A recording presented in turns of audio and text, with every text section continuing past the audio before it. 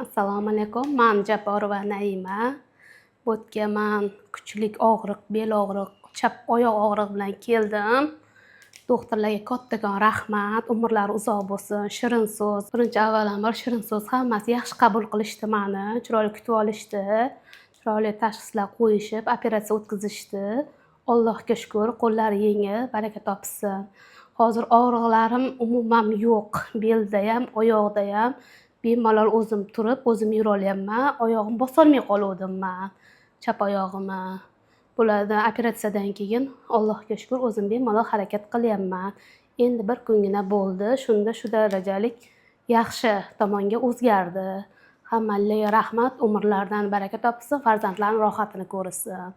Qo'llari yengil, rosa yaxshi doktorlar.